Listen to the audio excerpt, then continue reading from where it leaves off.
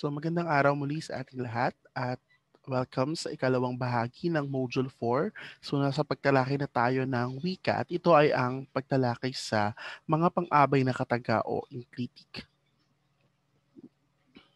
So bago tayo tuluyang dumako sa mga enclitic at papaano ba ito nakapagbibigay ng iba pang kahulugan sa isang pangungusap, reviewin muna natin ano ba yung tinatawag nating pang-abay. Okay, so sabi natin ang pang-abay ito yung mga salitang nagbibigay turing sa pandiwa, pang-uri, o kapwa pang-abay. Okay, nagmo-modify siya ng pang-uri o ng tinatawag nating adjective, pandiwa o verb, at kapwa pang-abay o kapwa adverb. Okay, so halimbawa natin yung salitang malayang namumuhay ang mga mamamayan.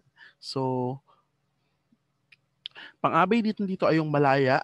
So, pandiwa ang namumuhay. So, minomodify ng pang-abay yung pandiwa. So, totoong matalino. So, pang-abay yung totoo, matalino ay pang-uri. So, minomodify ng pang-uri. Lubha sigurong malakas. So, yung lubha, minomodify pa niya yung pang-abay na siguro at modifier pa sila ng malakas. Okay, so, yun yung function ng tinatawag nating pang-abay. So ngayon naman tignan natin, meron daw tayong dalawang uri ng pang-abay. Una yung tinatawag nating mga pang-abay na salita. So ito yung nasaksihan nyo kanina, ano, yung mga may mga salita talaga siya o yung mga salitang may kahulugan. Okay, sa sarili nila. Pero meron tayong tinatawag na mga pang-abay na kataga. Okay, ibig sabihin ng kataga ay maikling salita lamang. Okay. Ito ay tinatawag din nating mga enclitic. Okay. So, enclitic o pang-abay na kataga, ito yung mga katagang laging sumusunod sa unang salita ng kayariang kinabibilangan. Okay, so baka malito kayo kasi mamaya makikita ninyo, hindi lang lagi siya sa sumusunod sa unang salita eh. So, may mga pang-abay na hindi sa pangalawang, kasi makikita niyo yung form ng pang-abay. Halimbawa, yung unang word ng pangungusap, susunod na agad siya. So, ganun yung karaniwang forma. Pero may mga pang-abay na hindi ganun yung forma. Okay, so ito yung mga halimbawa ng mga enclitic o mga pang-abay. Nandyan yung ba, kasi, kaya, na, sana, daw, raw, naman, nga, rin, din, yata, lamang lang, tuloy, palaman, muna at pa. Okay, kahit mga katagalang sila o mga enclitic lang sila, kapag inalis o kaya ay dinagdag sila sa isang pangungusap, nag-iiba yung kahulugan ng mga pangungusap na ito. Okay, paano yan? Tignan natin ito. So, okay. So ang ating pangungusap o tinatawag nating batayang pangungusap o base sentence ay nakagagamot ng diabetes ang malunggay. So try natin ngayong lagyan ng iba't ibang mga enclitic. Nakagagamot ba ng diabetes ang malunggay? Nakagagamot kasi ng diabetes ang malunggay. Nakagagamot kaya ng diabetes ang malunggay? So nakagagamot ba ng diabetes ang malunggay? So pansinin niyo ano, kahit isang salita lang halimbawa yung ba tsaka na. So nag-iiba na yung kahulugan ng buong pahayag. Okay. So ganun kakapangyarihan ang mga tinatawag nating enclitic. So sa isang pagbibigay natin ng pag dinagdag natin siya sa isang pangungusap o inalis natin siya sa isang pangungusap, nababago yung kahulugan ng buong pangungusap. Okay. So halimbawa nga diyan yung ito, nakagagamot sana ng diabetes ang malunggay. Nakagagamot daw ng diabetes ang malunggay. Nakagagamot naman ng diabetes ang malunggay. Nakagagamot nga ng diabetes ang malunggay. Nakagagamot din ng diabetes ang malunggay. Okay? So, ito pa iba, nakagagamot yata ng diabetes ang malunggay. Nakagagamot lang ng diabetes ang malunggay. So, nakagagamot tuloy ng diabetes ang malunggay. So, dito parang biglaan, ano, nalaman na nakagagamot tuloy ng diabetes ang malunggay. Okay. Nakagagamot pala ng diabetes ang malunggay. So, parang kasakaalam mo lang, ano, nakagagamot man ng diabetes ang malunggay. So, tignan nyo, may ellipsis, baka may kadugtong pa. Halimbawa, nakagagamot man ng diabetes ang malunggay o hindi, kakainin ko pa rin siya. So, may ganong pangungusap, ano, okay. Nakagagamot muna ng diabetes ang malunggay. So, halimbawa, bago umepekto sa TB, halimbawa lang to ito, nakagagamot muna siya ng diabetes kung meron kang diabetes. Okay, pwede siya. Nakagagamot pa, bukod doon, ito pa, diabetes pa ang nagagamot ng malunggay. So, ngayon, ano kayo nang nagawa ng enclitic na ito sa iisang pangungusap? Makabuluhan ba ang mga pagbabagong ito? So kung titignan natin yung mga pangungusap na tinala natin kanina, masasabi natin na ito ay nagkaroon ng makabuluhang pagbabago. Ibig sabihin, kahit ito ay may munting mga salita o kataga lamang, ang mga enclitic ay nakapagpapabago ng isang pangungusap. Okay. Ngayon, suriin natin ito. Ano ba yung function ng mga sumusunod na pandiwa, na pang-abay na kataga o inclitic sa mga sumusunod na mga pangungusap. So yung ba, kasi, kaya, tsaka na. Ano kaya yung function ng mga yan? Okay. So ang ba daw ay ginagamit natin sa pagtatanong. Actually, ang ba ay galing sa word na baga. Okay. May pag-asa ba tayo? So may pag-asa tayo. Di ba pag may pag-asa tayo, tiyak, ano? Pero pag nilagyan mo ng ba, may pag-asa ba tayo? Okay, so patanong na siya agad. Sino ang dapat sisihin? O sino ba ang dapat sisihin? So parang, sino baga ang dapat sisihin? So ang balagi ay ginagamit natin sa pagtatanong. Ngayon, dumako tayo sa pangalawa, yung kasi.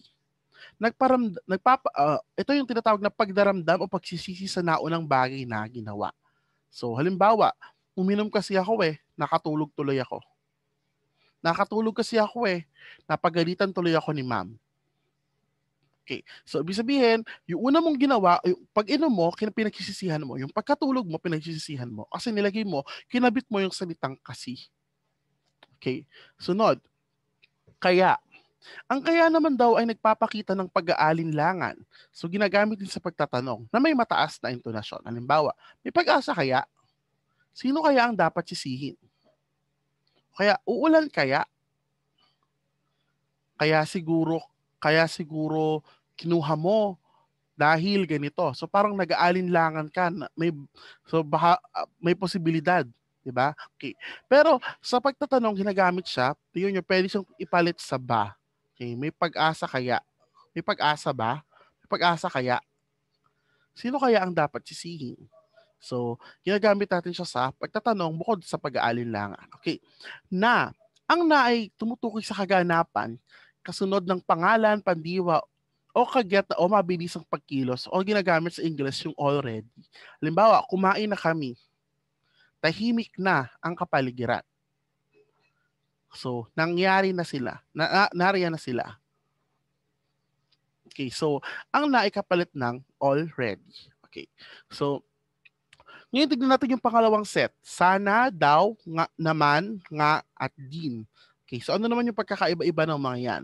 Okay, halimbawa yung sana, syempre, ipapahiwatig ng nais mangyari o magkatotoo ang isang bagay.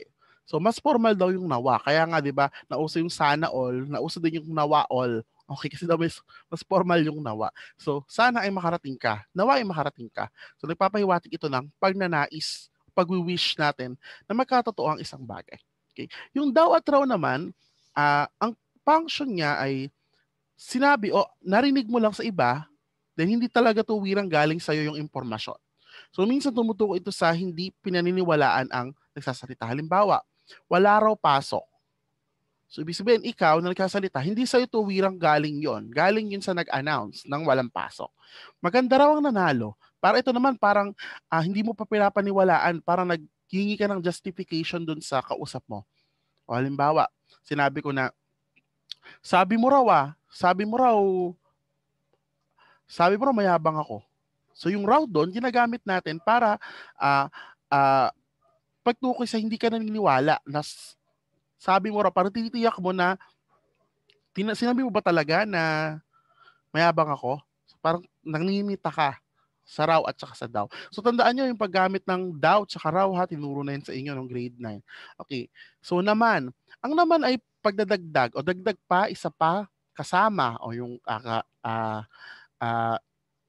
kalahok. Okay.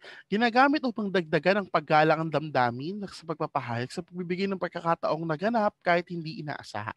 So halimbawa, ulit na naman. So nangyari na noon, nangyari pa ngayon, nadagdagan. Okay. Kaya na naman. So ginagamit din daw kapag humihingi ng paggalang ang damdamin sa pagpapahayag. Magtulungan naman tayo. Di ba? Parang nakikiusap naman tayo. Kami naman. So pagbibigay ng pagkakataon yon, naganap kahit hindi inaasahan. Nagpunta naman sila dito. Parang sinasabi mo, kala ko ba di sila pupunta? Nagpunta naman sila dito. So yung naman doon ay pagbibigay ng naganap kahit hindi natin inaasahan. Okay. Susunod, yung din at rin naman ay bilang pagdaragdag sa nabanggit na. Halimbawa, minsan tumutukoy rin ito sa pagganap na ayon sa hindi inaasahan kung kasunod ng sa wakas, di kalaunan o pasasaan ba. Halimbawa, nagpunta rin kami sa Baguio. So, sabihin, bukod sa La Union, nagpunta din kami sa Baguio. Rin kami sa Baguio. So, pagdadagdag. Okay. Sa wakas, nakarating din kami sa Baguio. So, ito daw, parang tumutukoy sa pagganap na ayon sa sa inaasahan. So, ibig sabihin natagalan, then naganap din naman. So, halimbawa, "Hay, sa wakas dumating ka rin." Inaasahan mo kasi na darating siya, 'di ba? Pero naganap na 'yon, kaya nilagyan mo ng rin. Kasi inaasahan mo na darating siya, so nagkatotoo, kaya rin. So, ibig sabihin parang nadagdag, nangyari na. Okay. So, next, nga, yung nga ay nagdidiin ng katotohanan natin ng tinutukoy ng panaguri. So, nagdadagdag ng paggalang sa pangungusap na pautos. Halimbawa, naaksidente nga si Pedro. So, hindi ka naniniwala, naaksidente ba si Pedro? Naaksidente nga si Pedro. So, yung nga mo doon ay pagbibigay din sa katotohanan. Okay. O kaya, sa paggalang naman daw kapag ikaw ay nag-uutos, pakikuha nga ang papel. Okay. Kuhanan mo nga ako ng inumin. So, parang may nga doon, bilang tanda ng paggalang. Okay. Ngayon, tignan naman natin yung function ng yata, lang, tuloy, at saka pala. Okay. So, yung yata daw nagpapahayag ng posibilidad. So, alam naman na natin yan. Hindi siguro. Okay. O hindi siguro, o hindi sigurado. Isa pang gamit nito ay ang pagtukoy naman ng tunay na dahilan sa pangyayaring pinag-uusapan. Halimbawa, may bagyo yata. So, hindi sigurado. Lumindol yata, hindi sigurado. Okay, ito naman, yung panghuli naman pagtukoy sa tunay na dahilan ng pangyayari sa usapan. Halimbawa, bakit ba na-allergy siya? Johnson yata ang ginamit. So, hindi siya posibilidad kundi baka. Baka yung posibilidad rin, pero baka yun yung pinag-ugatan. Kaya may yata doon. Okay. Lang, lamang, tsaka laang. So, magkakamukha. Nag-iisa, tangi, solo, sana all, kaisa-isa, at may limitasyon. Okay, halimbawa, siya lang talaga. So, siya lang, nag-iisa lang siya, tangi siya, solo, kaisa-isa. Pupunta lang ako sa kaibigan ko. So, yung may limitasyon, pupunta lang ako sa kaibigan ko. Yung lang doon ay tumutukoy sa limitasyon. Na wala siya ibang pupuntahan, yung kaibigan niya lang. Okay. So, yun yung function ng lang, lamang, at saka laang. Okay, tuloy. Ang tuloy ginagamit natin sa paningit. Ito ay pangatnig, subalit minsan ay naipapalit sa mga posisyon ng pang-abay na kataga bilang pananda ng resulta. Halimbawa, pumunta pa kasi sa 7-Eleven, nahuli tuloy tayo. So yung tuloy doon, sinisingit natin para maipakita natin na resulta yon. Yung pagkahuli nyo ay resulta ng una nyong ginawa. Okay. Kung ano-ano kasi sinabi nyo, umalis tuloy siya. So, resulta yung pag-alis ng kung ano-anong sinasabi ninyo na unang ginawa. Okay. So, next, pala, hindi inaasahan. So, mali yung pag sinabi natin pala muna. Yung pagpala, tsaka muna, pag pinagsama natin, mali yun, Okay. Halimbawa ng pala, mabait pala ang mga estudyante ko. So, hindi mo inaasahan mabait. Ngayon, napatunayan mong mabait pala. So, mabait pala. Okay, ang mga estudyante ko. Okay. Mainit naman pala ngayon, nag-jacket pa ako. So, kasi inaasahan mo maginaw, hindi naman pala. Okay. So, ang pala doon, hindi inaasahan. Okay. Ngayon, tignan natin yung man, muna, at saka pa. Yung man daw, kahit o nga rin, maliit na action na kasunod ng lamang. So, maaari din daw itong magdulot ng magpakahulugan ng hinanakit kapag ginamit natin yung hindi man lamang. Okay, halimbawa, si Maria man ay may tampo. Okay. So, man, ibig sabihin ng man, parang nadagdagan, siya man ay may tampo. Okay. So, paano naman yung hinanakit? Hindi man lang kami nagkita. So, parang may konting tampo, Hindi man lang kami. Yung man tsaka lang, pag pinagsama, parang hinanakit, Hindi man lang. Parang dapat kasi makikita kayo at yun yung pinaka-minimum na pwede nyong gawin, hindi man lang nangyari. O kaya, hindi man lang siya nagpaalam. Diba? Diba? Pagka naman pinapagalitan ka ng nanay mo, diba? Hindi ka man lang naglaba. Diba? Hindi ka man lang naghugas dito, ang daming hugasin. So parang nagtatampo, diba? Ang dami mong free time, hindi ka man lang naghugas. Okay. Muna, so pag muna naman iuna, ayan, yung mga priority diyan. Okay, o ilagay sa una o nauuna sa inaasahan. Halimbawa, naligo muna siya bago kumain. So muna, inuna muna niya yung paliligo bago siya umalis o bago siya umalis. Ikaw muna bago ang iba. So pagpapakita ng priority. Okay.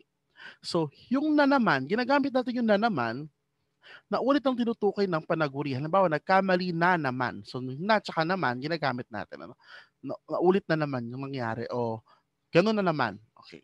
Nga, nagiging sa katotohanan na tinutukoy ng panaguri. So, kanina na nakita na natin yan na talaga. So, katotohanan. Siya ba talaga iyon? Kaya siguro, hindi na kasi siguro. Okay. Marahil. Nagpadala marahil ng tulong ang Pangulo. So, hindi sure. Siguro ay padala iyan ng Pangulo. So, hindi rin sigurado. Okay. Yung pa naman ay tumutukoy sa karagdagan, so nalalabing panahon o hanggat hindi pa huli ang lahat. Hanggat sa kasalukuyan, nakaraan at darating o hindi inaasahan. Halimbawa, kailangan pa ng 2 sesyon. So dadagdagan pa, karagdagan. Wala pang solusyon sa basura. So, ibig sabihin, wala pang solusyon, hindi pa uli ang lahat para ito ay solusyonan. Okay. Hanggang sa kasalukuyan, wala pang nakikita. Nanakawan pa ako kaya hindi inaasahan, 'di ba? Parang, naku, nanakawan pa ako. So yung pa ko diyan, yung pa diyan ginagamit bilang pagtukoy sa hindi inaasahang pangyayari. So dapat aalis ka lang pero nanakawan ka pa. Naku, nadulas pa ako. So hindi inaasahan yung pagkadulas. Kaya may pa. Okay. So ngayon tignan natin ito. Halimbawa natin yung batayang pangungusap natin ay walang natira. Kasi ganito yung gagawin ninyo sa written works nyo. Okay. Halimbawa natin yung batayang pangungusap natin ay walang natira. So ang posibilidad dyan, pagka ni-revise natin yan, nalagyan natin ng baka. Baka walang natira. So nagpapakita na siya ng posibilidad. Paano naman pag ginawa nating pagtatanong?